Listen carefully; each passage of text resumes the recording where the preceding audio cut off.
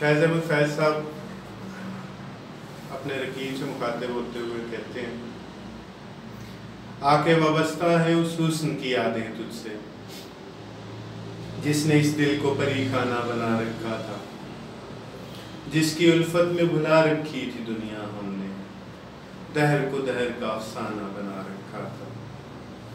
आशना है तेरे कदमों से वो राहें जिन पर उसकी मदहोश जवानी ने इनायत की है, कारवां गुजरे हैं जिनसे उसी रानाई के, जिसकी इन आँखों ने बेसूद इबादत की।